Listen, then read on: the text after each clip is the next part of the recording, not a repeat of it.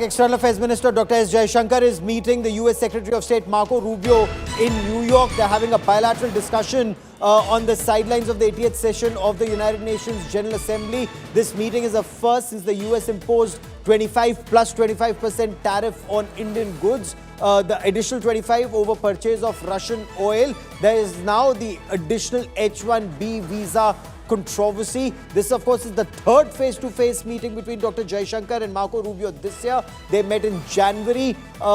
Then just days after the new administration had come in, this was for the Quad Foreign Ministers meeting. Jaishankar-Rubio meeting also coincides with the ongoing India-US trade talks currently underway in Washington D.C. Commerce Minister Piyush Goyal is leading these discussions. I quickly want to cut across to the United States of America. Joining me is my colleague Rohit Sharma. Also joining me is Pranay Upadhyay for more on the story. So Rohit, to you first. The meeting in New York, extremely critical, and especially now that the H-1B visa issue has also cropped up.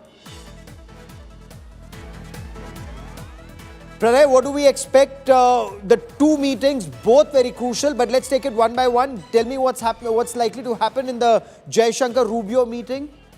Gaurav, as you rightly mentioned out, that this is the third meeting in this year, and it is happening at a very crucial time, not only in terms of the H-1B visa issue, but besides that, the trade and tariff issue, as well as the United States decision to revoke the Chabahar concession for India. So many things have happened, and especially General Marco Rubio and Dr. Jaishankar are meeting post Operation Sindoor. So this is their first meeting happening on the sidelines of the United Nations General Assembly. Definitely, both the leaders, both the top diplomats of United States and India will be taking a review of the bilateral interests, bilateral issues, how to take the relationship forward. Because a few days ago, Marco Rubio, Secretary of State, tweeted and posted on social media account that this month, September 2025, is the month for bilateral relation as well as people-to-people contact between India and United States. Unfortunately, yes, this month of people-to-people contact has come very heavily on India in terms of the H-1B visa issue, because it impacts the human lives there, and this is what the government of India has also said in its statement post the announcement of the Trump administration to impose a $1 lakh So fee. let me quickly bring in Rohit to try and understand the thinking in the Trump administration, Rohit, because on the one hand, India and US are supposed to be friends. On the other, you have this action that's being taken on Chabahar and on H-1B visa. So clearly very conflicting signals. Now, are these trade-related pressure tactics, or is there more to it than meets the eye? Well, there are different set of analysts, depending on who you talk to, who are decoding this, in their own way. But I think as far as H-1B is concerned, I think that, it is an internal matter of the U.S. government. Immigration is internal to the U.S. So I don't think there is any, said policy. I think America can change whoever they want to in that policy in terms of admitting who they want to. As far as the exception to Chabahar goes, yes, that is a big deal, right? And people are linking it to putting pressure on India.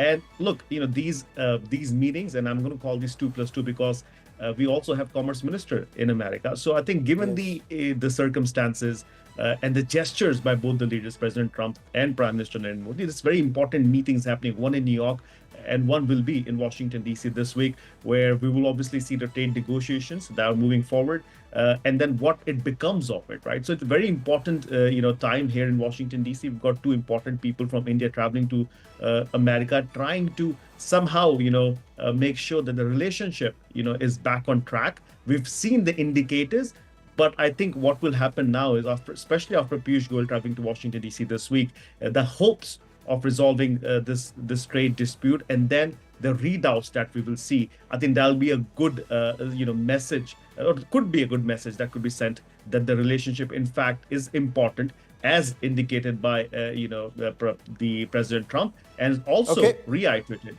by Prime Minister Narendra Modi. So we'll have to wait and watch. So optics may all be right, but Pranay, somewhere down the line, United States has lost India's trust, especially with its actions when it comes to Pakistan, when it comes to its actions when it comes to the Chabahar port.